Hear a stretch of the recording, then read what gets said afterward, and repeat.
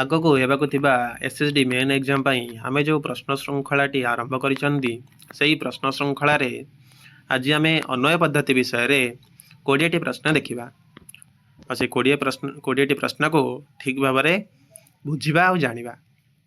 ପ୍ରଥମ ପ୍ରଶ୍ନଟି ଦେଖ, ଅନ୍ୱୟସ୍ୟ ଆବଶ୍ୟକତା କା ଭବତି? ଅନ୍ୱୟର ଆବଶ୍ୟକତା କ'ଣ ଅଟେ? ଗଦ୍ୟରୂପେଣ ପ୍ରକାଶାର୍ଥମ୍, ଭାବ ଅବଗାହନାୟ, ପ୍ରଥମ ଦ୍ୱୟମ୍, କଠିନ ବାକ୍ୟ ନିର୍ମାଣେ। କ'ଣ ପାଇଁ ଅନ୍ୱୟର ଆବଶ୍ୟକତା ଅଛି? ନା ପ୍ରଥମ ଦୁଇଟିକି ଦେଖ, ଗଦ୍ୟରୂପେଣ ପ୍ରକାଶାର୍ଥମ୍ ଆଉ ଭାବ ଅବଗାହନାୟ। ଶ୍ଲୋକାକୃତିରେ ଥିବା ରଚନା ଗୁଡ଼ିକୁ ବୁଝିବାକୁ ହେଲେ ପ୍ରଥମେ ଆମେ ତାକୁ ଗଦ୍ୟ ରୂପରେ ପ୍ରକାଶ କରିଥାନ୍ତି ଏବଂ ତାହାଦ୍ୱାରା ହିଁ ଆମକୁ ଭାବ ଠିକ୍ ଭାବରେ ବୁଝା ପଡ଼ିଥାଏ। ଆଉ ଠିକ୍ ଭାବରେ ଭାବକୁ ବୁଝିବାକୁ ହେଲେ ପ୍ରଥମେ ଗଦ୍ୟ ରୂପରେ ପ୍ରକାଶ ହୋଇଥାଏ। ତେଣୁକରି ପ୍ରଥମ ଦୁଇଟି ଅପସନ୍ ଠିକ୍ ଅଛି, ଯେମିତି ଗଦ୍ୟ ରୂପେଣ ପ୍ରକାଶ ଆଉ ଭାବ ଅବଗାହନାୟ, ଏଇ ଦୁଇଟି ପାଇଁ ଆମେ ଅନ୍ୱୟ କରିଥାନ୍ତି। ଠିକ୍ ହେଲା। ତାପରେ 2 ନମ୍ବର ପ୍ରଶ୍ନଟି ଦେଖ, ଆଦ୍ୟ ବିଶେଷଣଂ ଯୋଜ୍ୟଂ ବିଶେଷ୍ୟଂ ତଦନନ୍ତରଂ ଉକ୍ତିରିୟଂ କୁତ୍ର ଭବତି?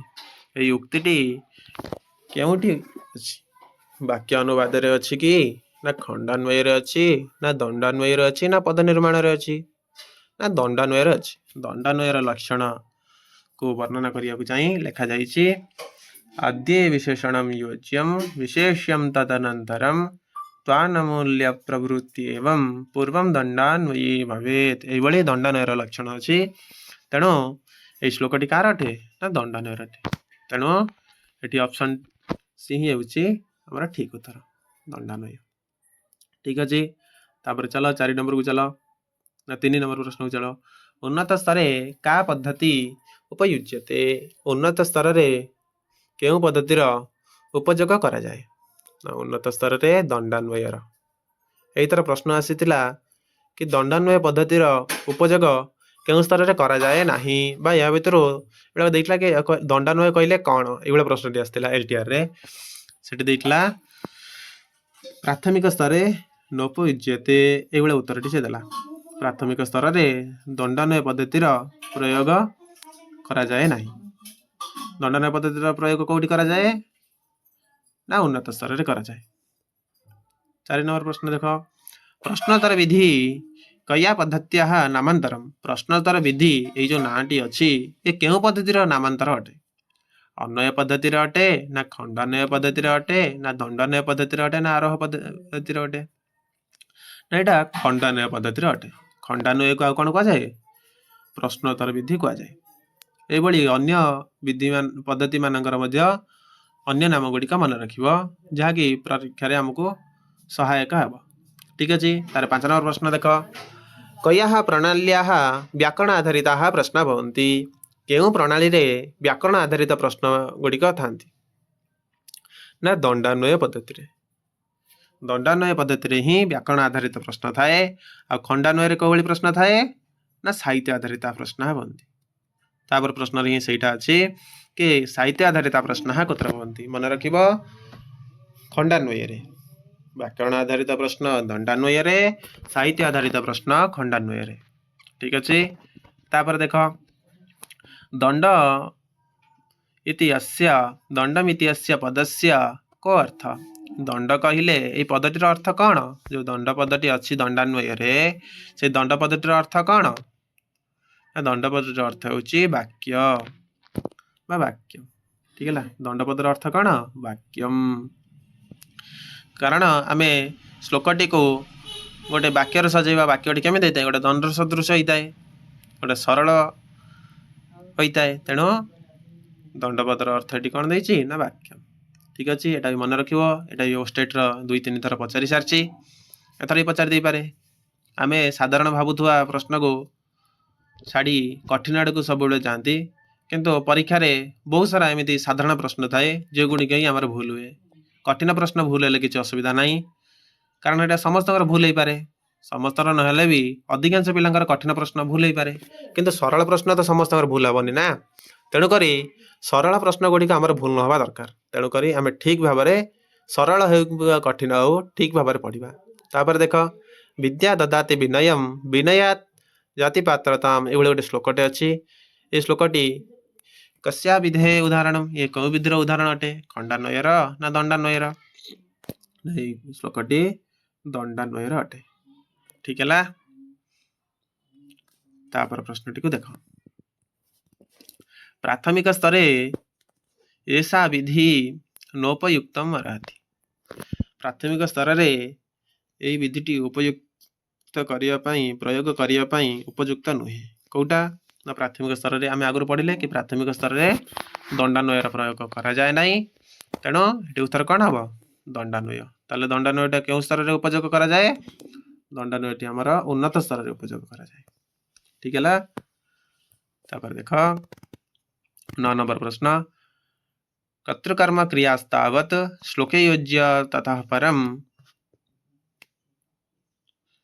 कस्याः पद्धत्याः लक्षणं भवति ये जो अच्छी आमर कर्तृकर्म क्रियास्तावत् श्लोके योज्यास्ततः परम ये जो श्लोकटी आसला जो श्लोक खंडटी कହାର उदाहरण अटे ना खंडान्वय पद्धति अटे ये श्लोक खंडान्वयर लक्षण देवाक जाई ये श्लोकटी से उद्धृत करा जायछि कर्तृकर्म क्रियास्तावत् श्लोके योज्यास्ततः परम से भली दंडान्वय भी गोटे श्लोक अच्छी से श्लोक दुईट को मन रखिबा तापर प्रश्नटी देख अवरह पद्धते अनुसार कया पद्धते संश्लेषण विश्लेषण क्रियते अवरह पद्धति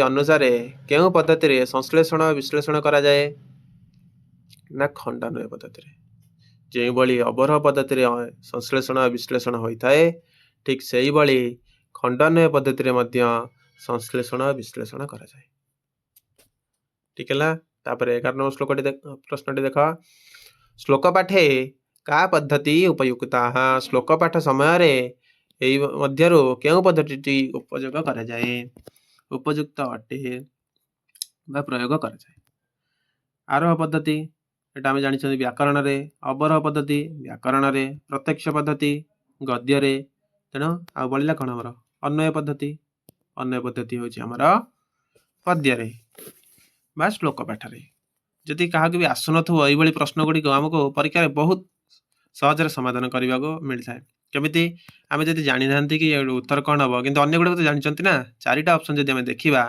आमको जना पड़ ये मत धर जना ना कि श्लोक पाठ में कौ पद्धति उपयुक्त करा जाए कौन पिलार सांगे सांगे मन पड़ूना से कौन कर ना आरोह पद्धति जानची व्याकरण में अवरोह पद्धति जानची व्याकरण में प्रत्यक्ष पद्धति जानची गद्य ये भी ये सब 3टी काटिदे से कौटी जापर अन्य पद्धति मारिदे पार ठीक है ये टे लक्ष्य कर कारण परीक्षा टी आम मानसिक भार बढ़ी जाए तेणु ठीक भाव मुंड बेले बेले कम कैनि तेणुक टिके ध्यान दब जदि आसुनी से प्रश्न को छाड़ी तापर प्रश्न को पलैब पुणी द्वितीय थर जो प्रश्न तुम मैंने समाधान कर से प्रश्नटी निश्चय समाधान हो ठीक अच्छे तापर देख अन्वय पद्धति ही विशेषतः गतिविधा आम जो अन्वय पद्धति केते प्रकार आम जानते कि अन्वय पद्धति हूँ 2 प्रकार गोटे हूँ दंडान्वय आ गोटे हूँ खंडान्वय तापर देख पद्य भागे प्रतिश्लोकम साधारणतः कतिपाद गोटे पद्य प्रतिपाद केतोटी पाद थे गोटे श्लोक ना 4टी तापर जलबिंदु निपातेन क्रमशः पूर्यते घट मु तो कहीदेली प्रश्न बड़ बड़ यहाँ भी ओस्टेट आसी जलबिंदु निपातेन क्रमशः डैश भवती ये गोटे देथिबो शून्य स्थान पूरण कर तले ये ऑप्शन थी ये प्रश्नटी ओस्टेट 2 थर खंड पचारि सारी ना जलबिंदु निपातेन क्रमशः पूर्यते घट ठीक है तापर प्रश्न देख श्लोकस्य अन्वय श्लोकर अन्वय कहले कौन श्लोकर अन्वय कहले गद्य रूपेण प्रकाश आम प्रथम प्रश्न यहाँ पढ़ी आसिले श्लोकर अन्वय कहले गद्य रूप प्रकाश जहाद्वारा कौन हम ना आम सरल भाव में भाव को ग्रहण कर कवितार अर्थ खाली कवितार अर्थ प्रकाश नुहे कवितार अर्थ प्रकाश करने आम गद्य रूप आगे प्रकाश करने हम तेणु आगे 4टी प्रश्न उत्तर को देखा 4टी जाक विकल्प जोटा सबुठ अधिका होती आम हिसाब से जीवा है कवितार अर्थ प्रकाश आम अन्वय करवा किंतु गद्य रूपेण प्रकाश हेले ही आम अर्थटी ठीक भाव में बुझीपर तेणु आम गद्य रूपेण प्रकाश उपरको जावा सबुठार उत्तम विकल्पटी आम बाछा चलो तापर पदच्छेद क्रियते पदच्छेद कौटी करा जाए पदच्छेद ये प्रश्नटी स्टेट आगुरी पचारि सारी पदच्छेद कौटी करा जाए ना व्याख्यान ପିଲା ପ୍ରାୟ ବହୁତ ସମସ୍ତେ ସୂତ୍ରରେ ହିଁ ମାରନ୍ତି। ସୂତ୍ରରେ ହେବ ନାହିଁ, ପଦଚ୍ଛେଦ ବ୍ୟାଖ୍ୟାନରେ କରାଯାଏ। ଯେତେବେଳେ ବ୍ୟାଖ୍ୟାନ କରିବା ସେତେବେଳେ ହିଁ ପଦଚ୍ଛେଦ ଆଗେ କରାଯିବ। ବ୍ୟାଖ୍ୟାନ କେତେ ପ୍ରକାର? 6 ପ୍ରକାର। ପଦଚ୍ଛେଦ, ପଦାର୍ଥୋକ୍ତି, ବିଗ୍ରହ, ବାକ୍ୟ ଯୋଜନା, ଆକ୍ଷେପାର୍ଥ ସମାଧାନମ୍, ବ୍ୟାଖ୍ୟାନମ୍, ଷଡ଼ବିଧମ୍ ସ୍ମୃତମ୍। ଏଇଭଳି ଯୋଉ ଅଛି ବ୍ୟାଖ୍ୟାନ 6 ପ୍ରକାର, ସେଇଠି ହିଁ ଆଗେ ପଦଚ୍ଛେଦ କରାଯାଏ। ଠିକ ହେଲା? ପଦଚ୍ଛେଦ କହିଲେ ସୂତ୍ର ମାରିଦେବ ନାହିଁ। ପଦଚ୍ଛେଦ କହିଲେ ଆଗେ କ'ଣ ମାରିବ? ପଦଚ୍ଛେଦ କହିଲେ ବ୍ୟାଖ୍ୟାନ। ପ୍ରଥମେ ବ୍ୟାଖ୍ୟାନରେ ହିଁ ପଦଚ୍ଛେଦ କରାଯାଏ। ଠିକ ହେଲା? ତାପରେ ଦେଖ, ଖଣ୍ଡାନ୍ୱୟ ପଦ୍ଧତି ହେ ଗୁଣେଶୁ ନ ସମାୟାତି। ପ୍ରତ୍ୟେକ ପଦ୍ଧତିର ଗୁଣ ଦୋଷ ଠିକ ଭାବରେ ପଢ଼ିବ। ଏଠି ଖଣ୍ଡାନ୍ୱୟ ପଦ୍ଧତିର ଗୁଣରୁ କୋଉଟା ଆସେ ନାହିଁ ନା ପଦ୍ଧତିରେ ସା ମନୋବୈଜ୍ଞାନିକ ସିଦ୍ଧାନ୍ତ ଆଧାରିତ ଅସ୍ତି। ହଁ, এই ପଦ୍ଧତି ମନୋବୈଜ୍ଞାନିକ ସିଦ୍ଧାନ୍ତ ଆଧାରିତ ହୋଇକି ଅଛି। ଏଟା ତାର ଗୁଣରେ ଆସୁଛି। ଛାତ୍ରାଃ ଅର୍ଥାନ୍ ଭାବାଞ୍ଚ ଜାନିୟୁଃ। ଛାତ୍ରମାନେ ଅର୍ଥ ଭାବ ଗୁଡ଼ିକୁ ଜାଣନ୍ତୁ। ଏଟା ମଧ୍ୟ ଆସୁଛି। ସର୍ବେ ଛାତ୍ରାଃ ସଂସ୍କୃତ ଭାଷାୟାଂ ସମାଧାତୁଂ ପ୍ରଭବନ୍ତି। ସବୁ ଛାତ୍ର ଯେ ସଂସ୍କୃତ ଭାଷାରେ ସମାଧାନ ଦେଇପାରିବେ ସେମିତି କିଛି ନାହିଁ। ତେଣୁ ଏଟା ତାର ଗୁଣରେ ଆସୁନି, ଏଟା ତାର ଦୋଷରେ ଆସୁଛି। ତାପରେ ଦେଖ, ସୂକ୍ଷ୍ମାତି ସୂକ୍ଷ୍ମ ଭାବ ଜ୍ଞାତୁମ୍ ଶକ୍ୟତେ। ସୂକ୍ଷ୍ମରୁ ସୂକ୍ଷ୍ମ ଭାବ ପିଲାମାନେ ଏହି ପଦ୍ଧତିର ଜାଣିଥାନ୍ତି। ତାପରେ ଦେଖ 18 ନମ୍ବର ପ୍ରଶ୍ନଟି। ଏଠି ତାହେଲେ ଆମର ଉତ୍ତର କ'ଣ ହେଲା ନା ସର୍ବେ ଛାତ୍ରା ସଂସ୍କୃତ ଭାଷାୟାଂ ସମାଧାନମ୍ ଦାତୁଂ ପ୍ରଭବନ୍ତି। ଏଇଟା କେବେ ବି ଆମେ କହିପାରିବାନି, କାରଣ ଆମେ କୁହନ୍ତି ନା ସମସ୍ତେ ସମାନ କେବେ ହେଇପାରିବେ ନାହିଁ, କିଛି ନା କିଛି ବିବିଧତା ଦେଖାଯାଏ। ତେଣୁ ସମସ୍ତେ ଯେ ସମାଧାନ ଦେବା ପାଇଁ ସମର୍ଥ ହେବେ ସେମିତି କୌଣସି ପ୍ରକାର ନିୟମ ନାହିଁ, କି ଏଟା ସମ୍ଭବ ବି ହୋଇପାରିବ ନାହିଁ। ତାପରେ ଚାଲ, ଦଣ୍ଡାନ୍ୱୟେ ଅସମାପିକା କୃତରୂପେଣ କସ୍ୟ ପ୍ରତ୍ୟୟସ୍ୟ ପ୍ରୟୋଗଃ ନ ଭବତି। ଆମ ଯେଉଁ ଦଣ୍ଡାନ୍ୱୟ ପଦ୍ଧତି ଅଛି ସେଠି ଅସମାପିକା କୃତ ରୂପରେ କାହାର ପ୍ରୟୋଗ କରାଯାଏ ନାହିଁ। ସେ ଶ୍ଲୋକଟି ଯେ ମନେ ରଖିଥିବ ଏଇ ପ୍ରଶ୍ନଟି ଦ୍ୱାରା ଠିକ୍ ହେବ ନିଶ୍ଚୟ, କାରଣ ସେ ଶ୍ଲୋକରେ ଏଇ 3ଟି ଯାକ ଅଛି। এই 3ଟି ଯାକର ପ୍ରୟୋଗ କରାଯାଏ, କିନ୍ତୁ ତବଥୁର କରାଯାଏ ନାହିଁ। ଠିକ ହେଲା? ସେଥିପାଇଁ ବାରମ୍ବାର ଯେଉଁ ପଦ୍ଧତି ବା ଯେଉଁଠି ଯେଉଁ ଶ୍ଲୋକ ଉଦ୍ଧୃତ ହୋଇଛି ସେ ଶ୍ଲୋକ ଗୁଡ଼ିକୁ ମନେ ରଖିବା ଦରକାର। ତାପରେ 19 ନମ୍ବର ପ୍ରଶ୍ନ ଦେଖ, ଦଣ୍ଡାନ୍ୱୟ ବିଧେଃ ପ୍ରୟୋଗଃ କସ୍ମିନ୍ ଶିକ୍ଷଣେ କ୍ରିୟତେ। ଦଣ୍ଡାନ୍ୱୟ ବିଧିର ପ୍ରୟୋଗ କେଉଁ ଶିକ୍ଷଣରେ କରାଯାଏ? ଏଟା ପ୍ରଥମେ କହିଦେଇଛି କି ଦଣ୍ଡାନ୍ୱୟ ବା ଅନ୍ୱୟ ଏସବୁ ପଦ୍ୟରେ କରାଯାଏ। ଗଦ୍ୟରେ ପ୍ରତ୍ୟକ୍ଷ, ଆରୋହ ଅବରୋହ ବ୍ୟାକରଣରେ। ଠିକ ହେଲା? ତାପରେ ଦେଖ, ଅନ୍ୱୟେ ଆଦୌ କିମ୍ କ୍ରିୟତେ। ଆମେ ଅନ୍ୱୟ କରିବା ସମୟରେ ଆଗେ କ'ଣ କରିବା? ଅନ୍ୱୟରେ ସବୁଠୁ ଆଗେ ପଦମାନଙ୍କର ପୃଥକକରଣ କରାଯିବ। ପଦ ଗୁଡ଼ିକୁ ଅଲଗା କରିଲା ପରେ ତାପରେ ତାକୁ ଆମେ ସରଳ ବାକ୍ୟରେ ସଜାଇ ରଖିବା, ଯାହାଦ୍ୱାରା ଆମେ ଅର୍ଥକୁ ଠିକ ଭାବରେ ବୁଝିପାରିବା। ଠିକ ହେଲା? ଏଇଭଳି ଆଜି ଆମେ 20ଟି ପ୍ରଶ୍ନ ଦେଖିଲେ। ଏଇ 20ଟି ପ୍ରଶ୍ନକୁ ତୁମେମାନେ ଠିକ ଭାବରେ ଦେଖିବ, ଆଉ କେଉଁଠି କାହାର ଅସୁବିଧା ରହିଲା ତାକୁ ମଧ୍ୟ କହିବ। ଆଉ ତୁମମାନଙ୍କର କମି କେଉଁଠି ରହୁଛି, ତୁମେ କେଉଁଠି ଭୁଲୁଛ, ଭୁଲ କରୁଛ, ତାକୁ ଟିକେ ଧ୍ୟାନ ଦେବ, ଯାହାଦ୍ୱାରା ପରୀକ୍ଷାରେ ତୁମେମାନେ ଉତ୍ତୀର୍ଣ୍ଣ ହୋଇପାରିବ। ପୁଣି ଆମେ ଆଉ ଗୋଟେ ଭିଡ଼ିଓରେ ମିଶିବା। ରହୁଛି, ଧନ୍ୟବାଦ।